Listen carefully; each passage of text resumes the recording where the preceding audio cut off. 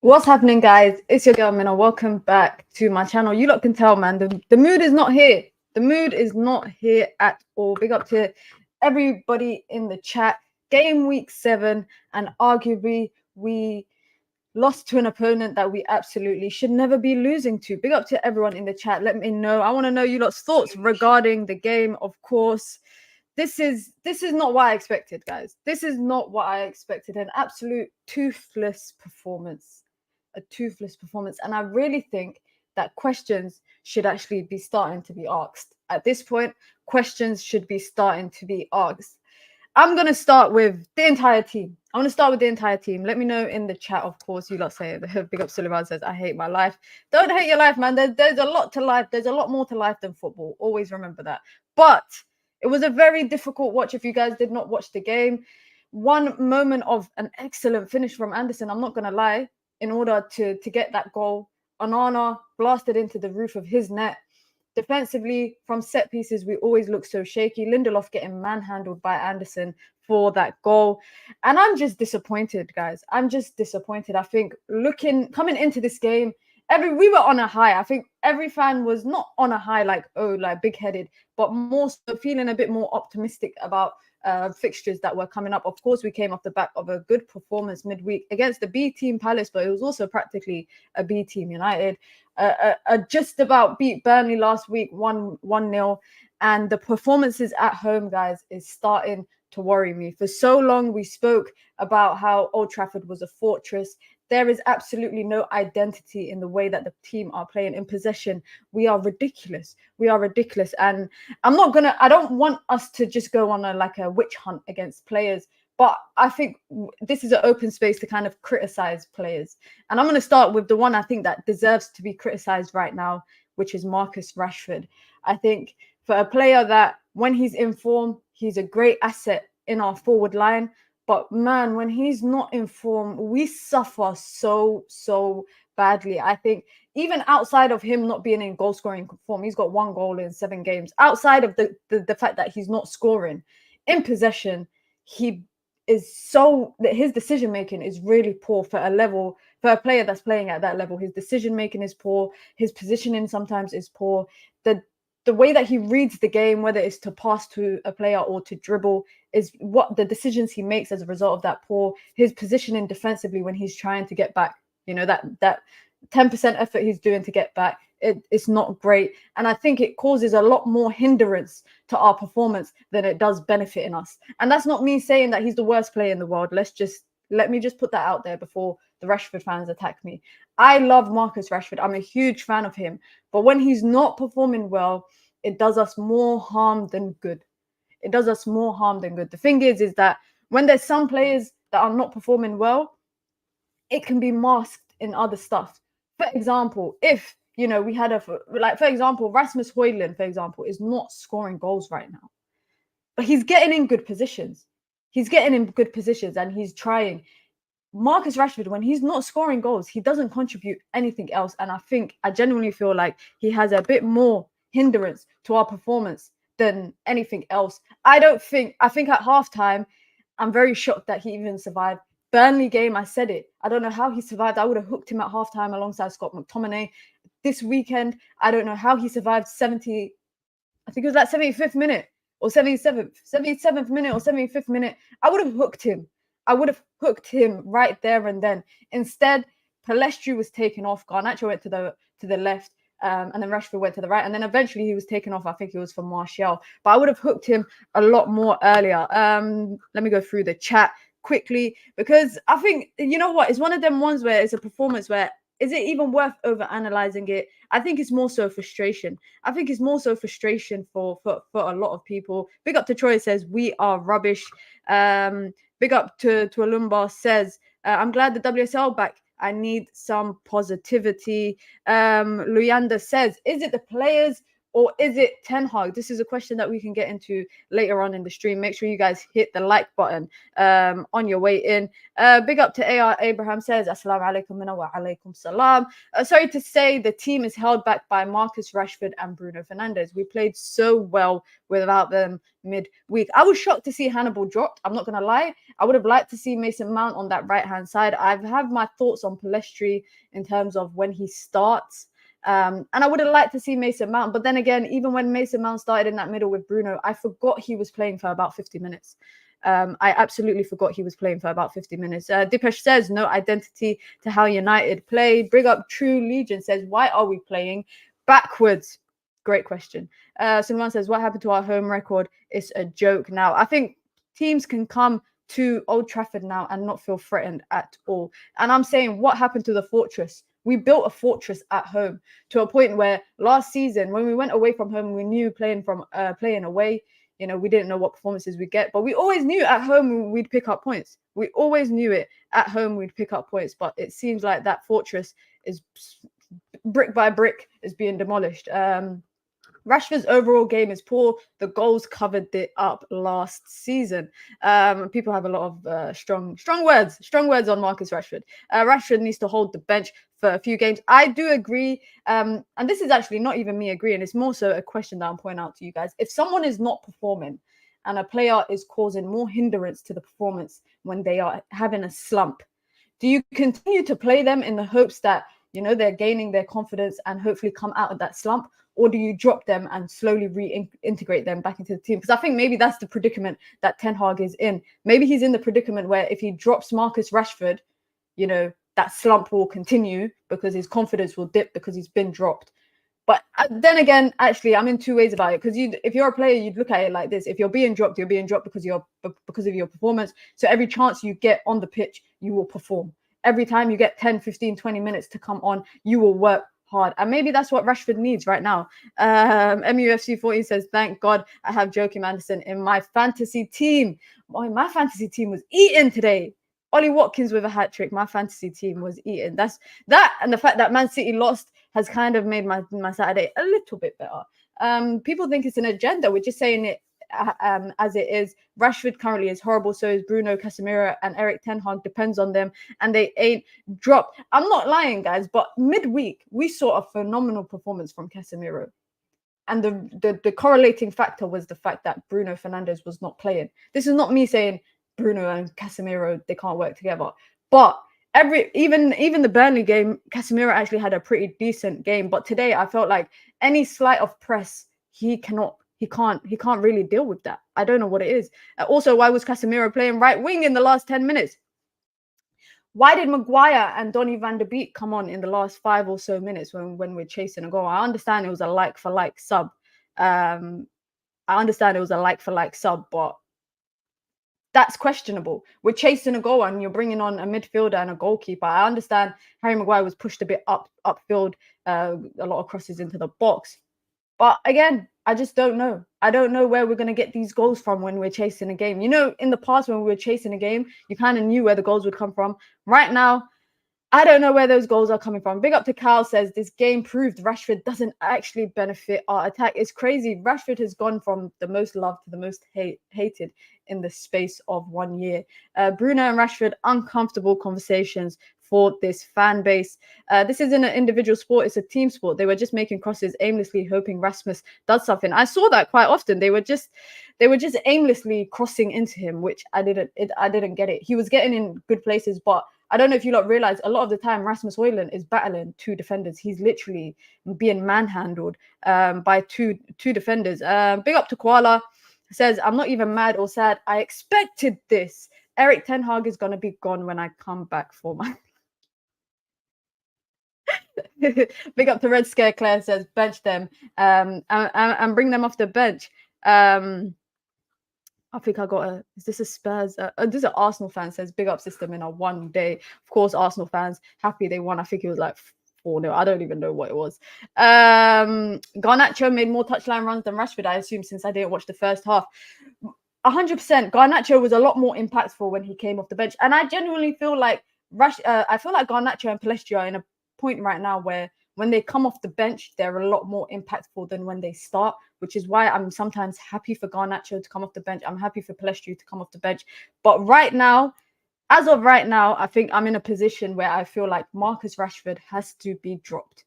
Number one. Number two, anytime today, Rafael Varane went off 86th minute. I'm just praying to God that that is not an injury. I am hoping that's not an injury because we have nothing left in the tank defensively. Obviously, Sergio Reguilon is now out. Amrabat, I feel like he's playing left back, and in transition, he's playing a lot central, which I saw him playing like right back at one point.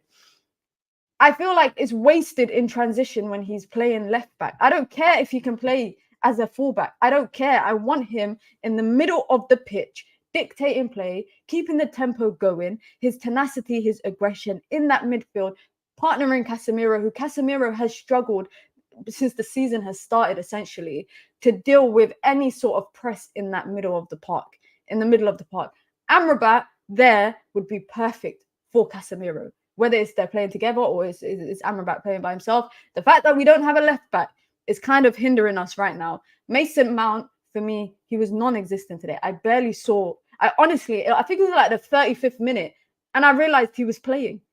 I feel hard. I'm sure Hannibal feels hard done because I feel hard done on his behalf. And the fact that he had such a phenomenal performance. 2 games he's performed well and was just dropped. The fact that Pellistri obviously came back into the right-hand side, I would have preferred to see Mount on that right-hand side, if I'm being honest. You guys already know what it's like having Bruno there and his non-existentness, if that's even a word. I would have liked to have Hannibal just because I feel like, guys, if we're being very honest, and please let me know in the chat, I don't think Crystal Palace did not do much.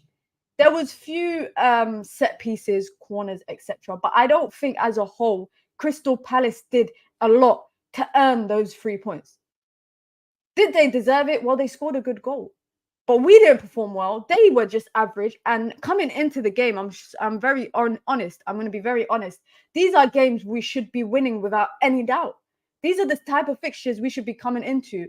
The fact that I'm going into a flipping Luton game in a couple of weeks and I'm like, oh, I don't know how my club's going to perform. It should not be like that. We should be coming into Palace games. The fact that this season we played Wolves at home. We won 1-0. Again, questionable performance, but 3 points is 3 points. Spurs away, we lost. Who was the next game that we played?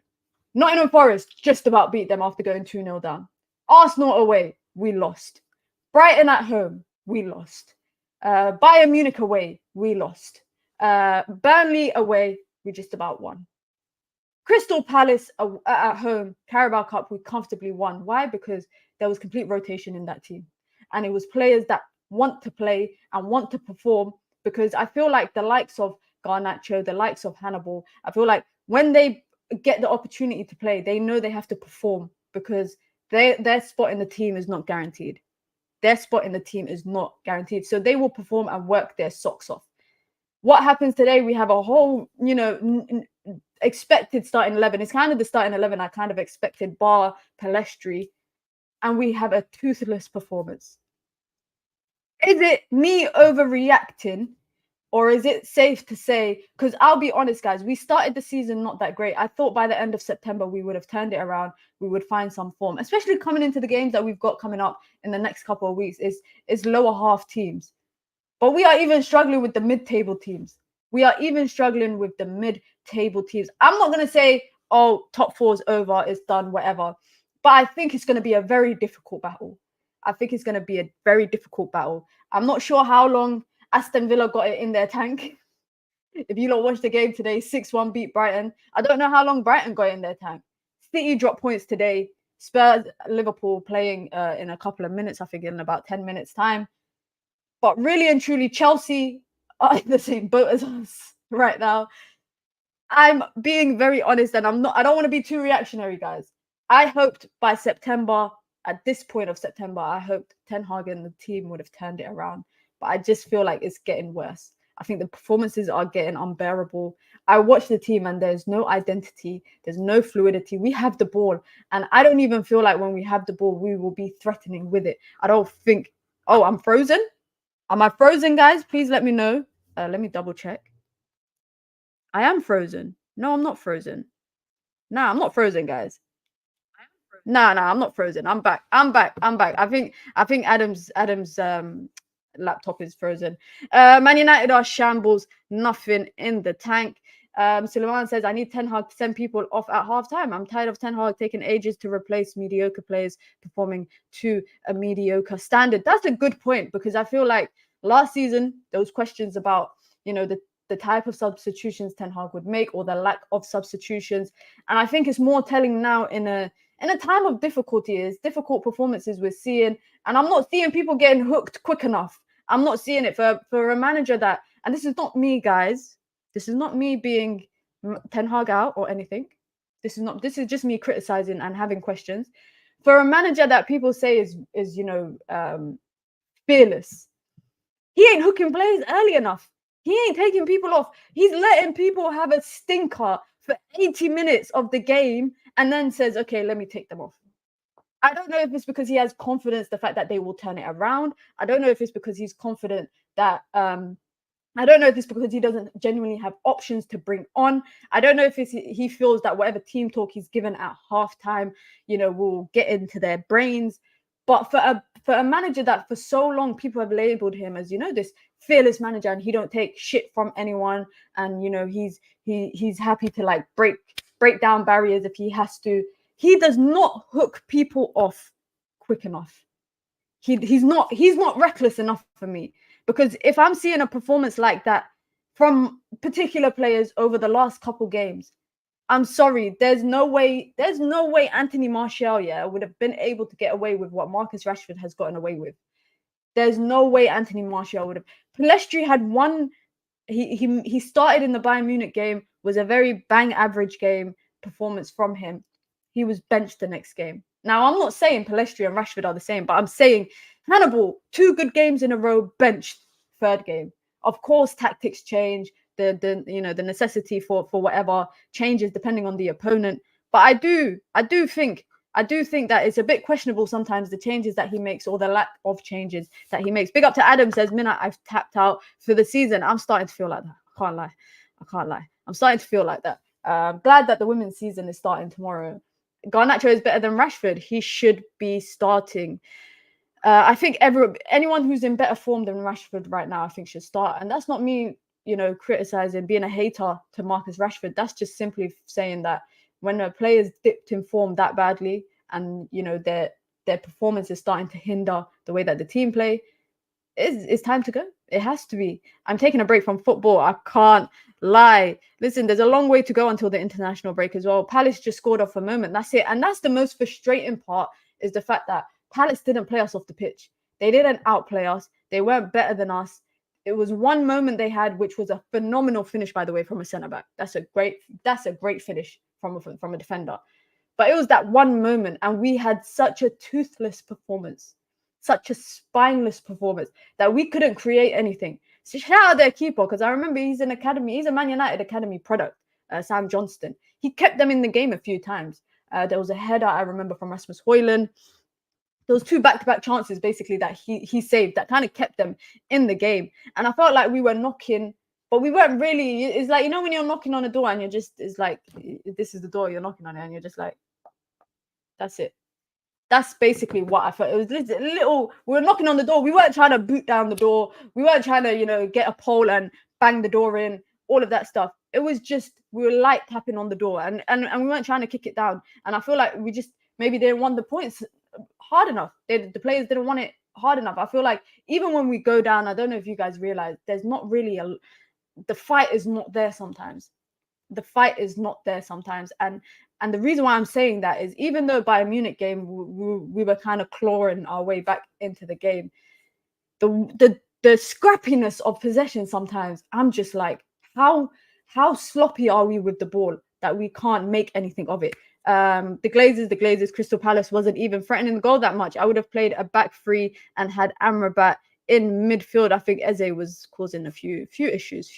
Big up to Kadeem, says, hello, Mina, I hope you're doing well. Shame our teams are just shit. And you know what's crazy, guys? Kadeem is an Everton fan. And that says a lot when an Everton fan is saying to Man United fans, it's a shame our teams are shit. Everton just lost to Luton. Luton won their first game of the Premier League season. So we're basically out here struggling. Big up Karimo says Martial should be starting on the left. Garnacho should be coming off the bench. Rashford should be third choice right now. Do you guys think, let me know in the chat, was it a mistake to give Rashford this long contract extension? What is it? 4-year extension, I think it is. Racking in money. Of course, Manchester kid, born and bred, Man United product. Do you, of course, if coming into the season, and this is why it's difficult sometimes when you give a contract extension based on one season, because the player gets their contract extension and then they've got what they wanted. They've got their wanted. They're solidified in their team for the next couple of years, guaranteed income for the next couple of years. Of course, he would have been in his 12 months, his final 12 months this season from January onwards, could negotiate with other clubs. I don't know what his options would have been, if I'm being honest. I don't know what his options would have been. We talk about PSG, but PSG went out this summer and brought Kolo Muani. They brought Ousmane Dembele. I don't think they would have come back for him. But was it a mistake to give him a contract extension? Or was it a mistake to give him that long of a contract extension and that much more money? We talk about talent ID. What about substitution ID? The disrespect to Martial, Donny van de Beek, Sancho in a game where we need technical players to unlock a low block. I hope you can see now why I'm Erik ten Hag out. We had the players to win, but no. I mean, Sancho ain't coming back. Sancho is not coming back, guys. I've accepted it. I would love to have him back in the team. I think he would offer us a lot. But really and truly, you guys should know. You lot should know that Ten Hag is not Ten Hag is not kind of budging on that. Not gonna lie, I should have just done a year or two extension and say we'll look over a longer contract based on performance. I do agree. This is an interesting one from Adam. Should have been a pen though. So there was a ball into the box. I can't remember. It was one of their defenders. He had his back to the ball, but he had his hand out like that. And it hit his hand before it landed to Rashford, and then it went out for a corner. Didn't even go to VAR. The ref didn't even look at it. It was just straight. No, but he was like, no.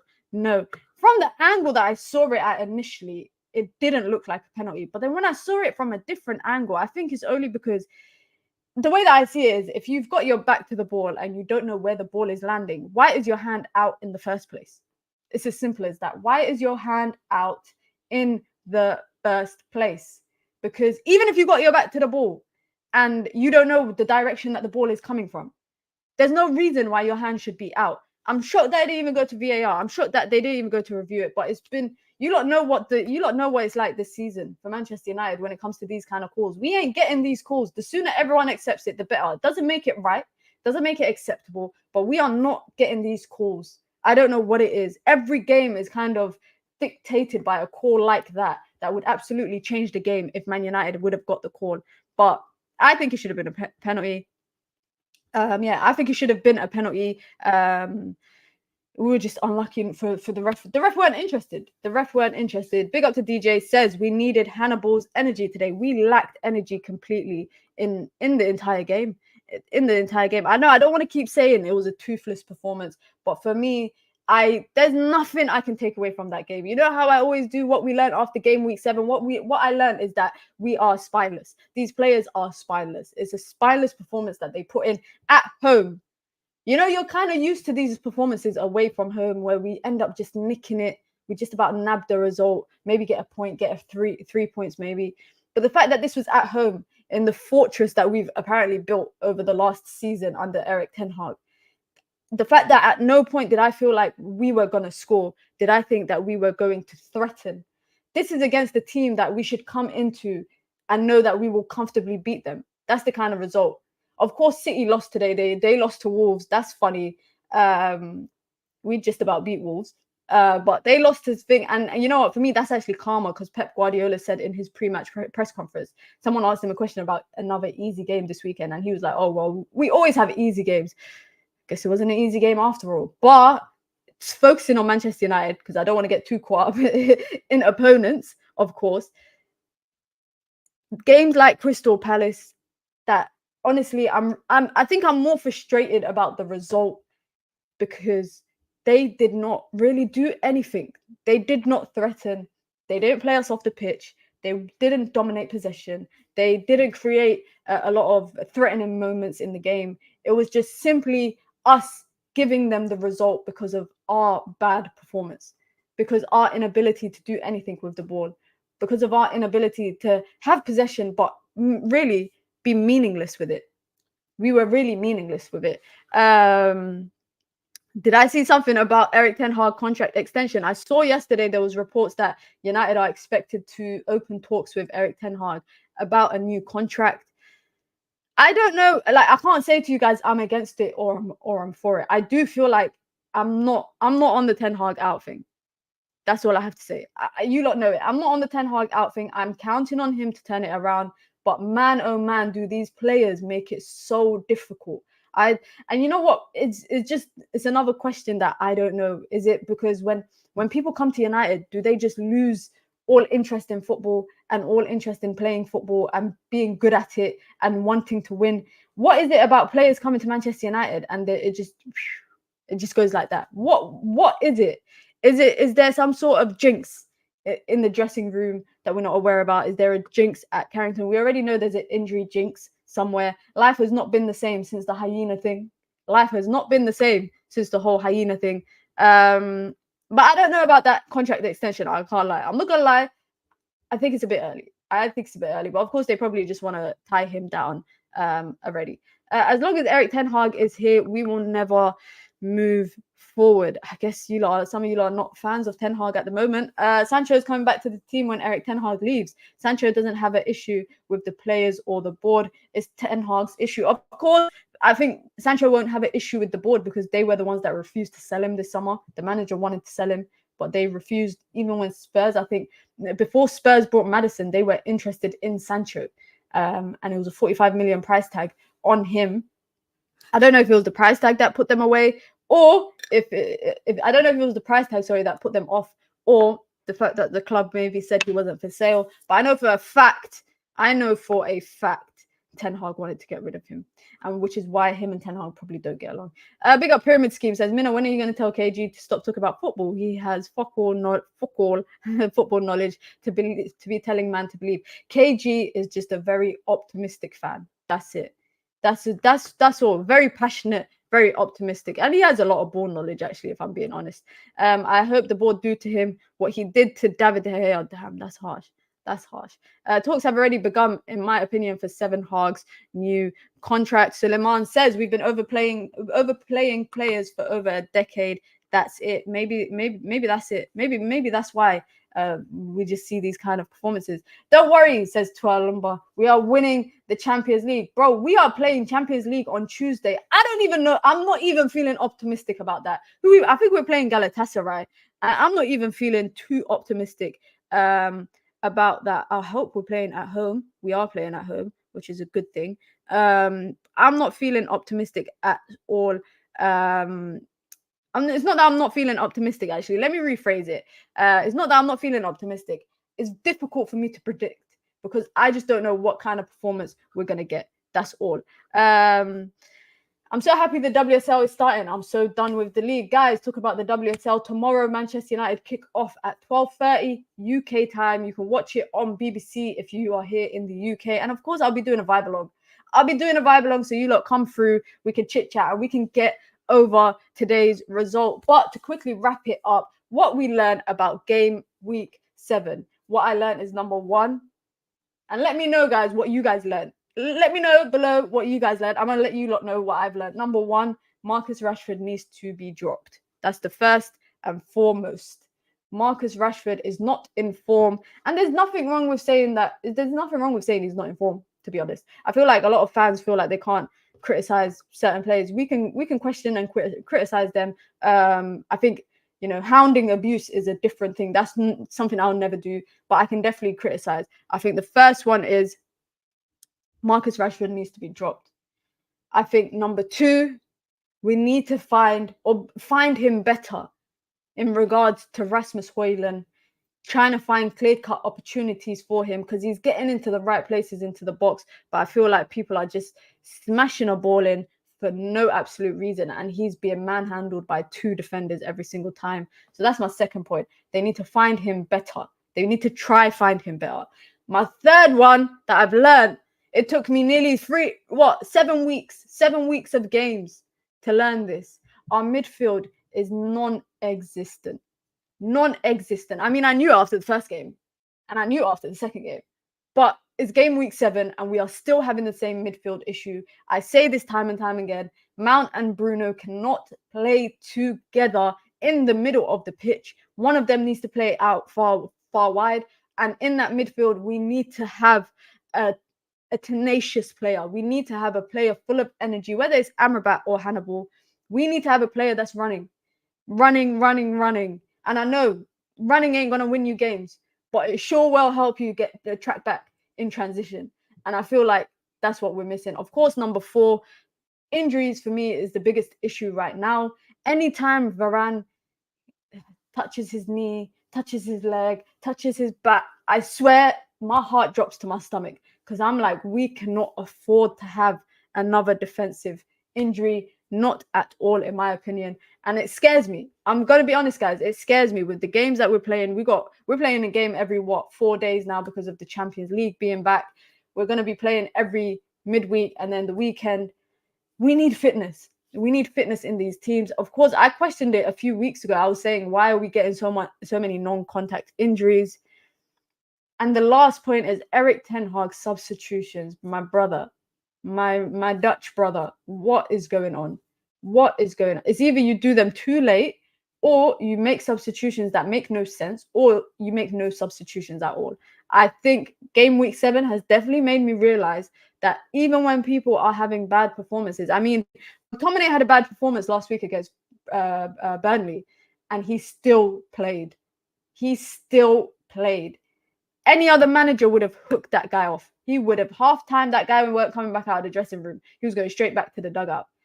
And I think Erik ten Hag, this recklessness that people always talk about, this, Dutch European personality that people always talk about, I need to see it. I need to see it when people are not playing well, because I'm sick and tired of players being able to stink up the pitch with a performance like that we've seen over the last couple games. And it's crazy, guys. It's crazy. The fact that our best performance this season came when a bunch of our players were not playing. I don't care what the opponent had in terms of rotation. Talking about specifically the way we played, the fact that, for example, and this is why I'm saying I don't care about the fact that who was playing in the opponent team in that Palace game midweek, because even when Palace had possession, they could do nothing with it, because the way United were pressing, the way the players were pressing, the way they were getting back did not allow Palace to even get out of gear 2 at any point. It did not allow that. Even when they tried to, they couldn't. And it says a lot when we had our best performance of the season so far, when some of our biggest players were sitting out. I think that's quite telling. I'm going to quickly get through the last few comments. Big up Dead and Gone says, I learned that Rashford will never be that player. And I learned that MUFC should stop paying people that play. Suleiman says, bring him back from the Baklava League. That's in reference to Fred. I miss my guy Fred, man. He scored the other day.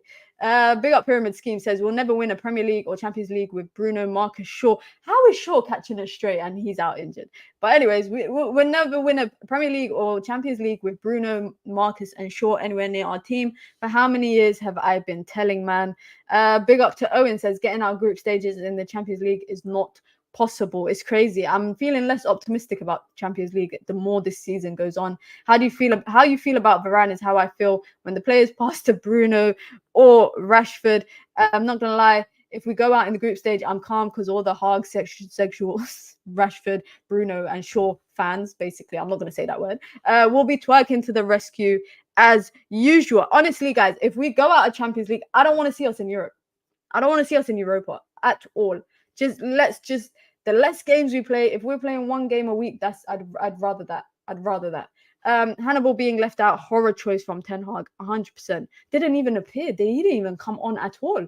When Arturo Vidal said, I don't understand bold guys, I get it now because of Ten Hag and KG. And the last comment, Dead and Gone says, if I was Palacio or Hannibal, I wouldn't tough a new contract.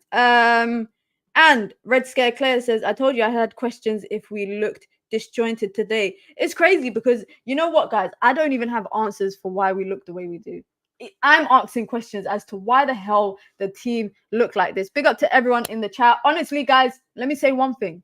Go and enjoy your Saturday, man. Go in. It's Saturday. It's the last Saturday before October. Wait, no, it is actually October, isn't it? Yeah. Oh no, tomorrow's October. It's the last Saturday before October, guys. Please go and enjoy your Saturday because that's what I'm gonna do. I'm gonna go watch the other games for the evening. Make sure you lot stop by. Go turn on your post notifications tomorrow. Like I said, vibe along. Man United women versus Aston Villa women at 12:30. I'll be here live on my channel. You lot can come if you're having a late Sunday breakfast.